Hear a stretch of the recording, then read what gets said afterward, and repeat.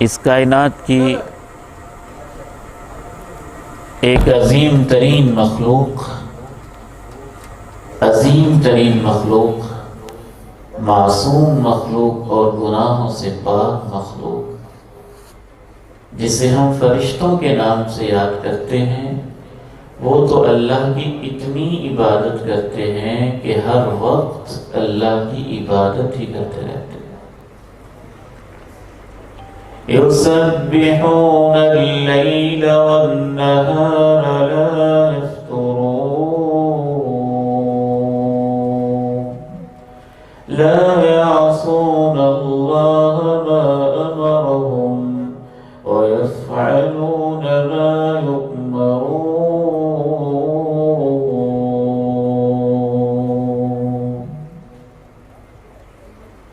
ہر وقت عبادت کرتے رہتے ہیں۔ ایک فرشتہ سجدے میں ہے تو سجدے میں، رکوع میں ہے تو رکوع میں۔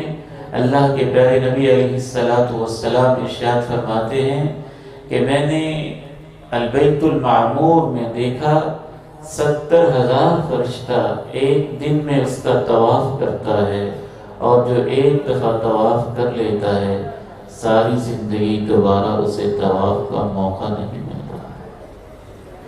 أطت السماء وحق لها أن تطئ ما من موضع أربع أصبع إلا وفيه ملك ساجد لله عز وجل۔ جس طرح چارپائی پہ آپ بیٹھیں، زیادہ لوگ بیٹھ جائیں تو چارپائی کے اندر سے چرچرانے کی، بوجھ کی آواز سی آتی ہے۔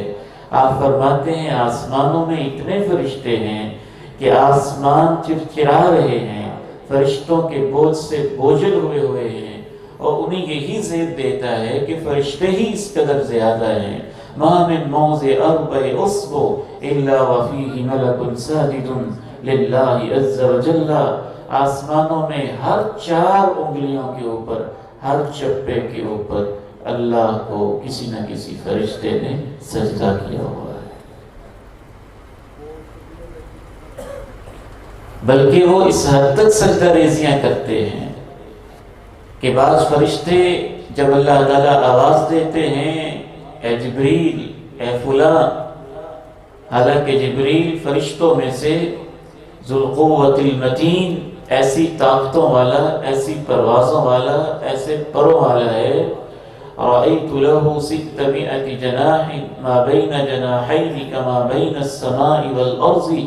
آپ فرماتے ہیں میں نے جبریل کو اپنی اصلی شکل و صورت میں دیکھا تو اس کے 600 پر تھے، تعلق به الدر، موتی جیسے اس کے پروں پہ لگے ہوں، وہ چمکتا دمکتا ایک نورانی مخلوق تھا۔ پھر آپ فرماتے ہیں کہ 600 پر اتنے بڑے تھے کہ 2 پروں کے درمیان اتنا فاصلہ تھا جتنا فاصلہ زمین آسمان کے درمیان ہے۔ ایسے ہی پلک جھپکنے میں 7ویں آسمان سے زمین پہ ایسے تو نہیں پہنچ جاتے تھے۔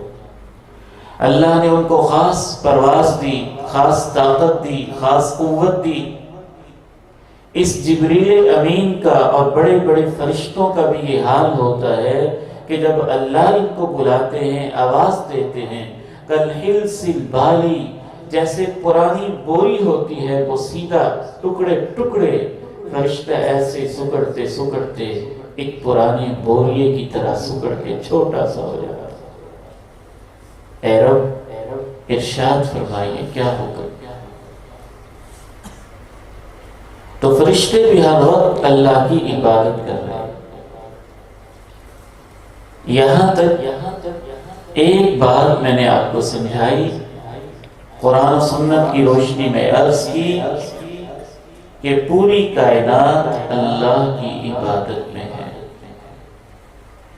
زمین عبادت میں ہے، درخت عبادت میں ہیں، ان کے پتے عبادت میں ہیں، ان کی ٹہنیاں عبادت میں ہیں، ان کی شاخیں عبادت میں ہیں، پانیوں کے قطرے عبادت میں ہیں، سمندروں کی لہریں عبادت میں ہیں، کنکر عبادت میں ہیں، پتھر عبادت میں ہیں، کیٹوں کی چوٹیاں عبادت میں ہیں، ریت کے ذرے عبادت میں ہیں، صحرا اور ٹیلے عبادت میں ہیں، آسمان کی وسعتیں بلندیاں عبادت میں ہیں، ٹمٹماتے ہوئے یہ سارے کے سارے تارے عبادت میں ہیں۔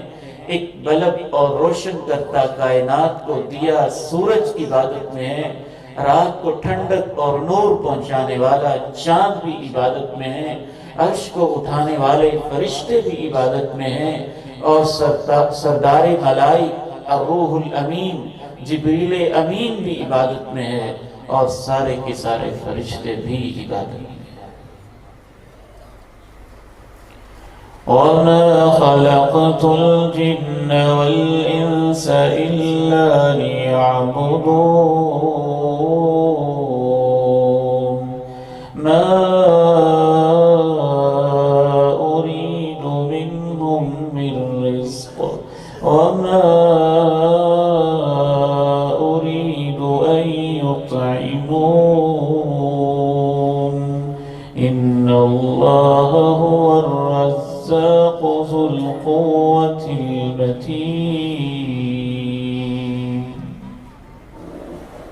اللہ کہتے ہیں میں نے جنوں اور انسانوں کو اپنی عبادت کے لیے پیدا کیا ہے۔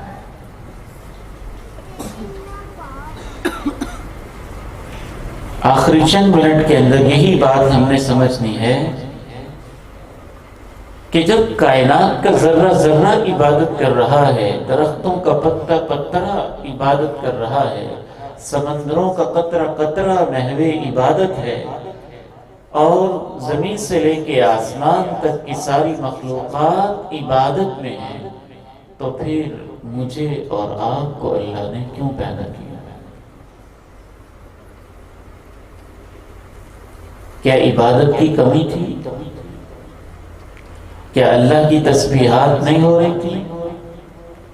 کیا اس کی عظمت کے ترانے نہیں گائے جا رہے تھے؟ کیا فرشتے عبادت کے لیے کافی نہیں تھے؟ اور یہ ساری کائنات عبادت بھی اتنی خوبصورت طریقے سے کر رہی ہے، خصوصاً فرشتے کہ اللہ کی نافرمانی بھی نہیں کرتے، اس کے حکموں کی سرتابی بھی نہیں کرتے، اس کے کسی امر کے سامنے بغاوت بھی نہیں کرتے، سر تسلیم خم رکھتے ہیں، جھکے رہتے ہیں، تواضع عاجزی انکساری کمال کی اور خشیت عروج پہ ان کے اندر پہنچی ہوئی ہے، تو اس کے باوجود مجھے اور آپ کو اللہ تعالیٰ نے کیوں پیدا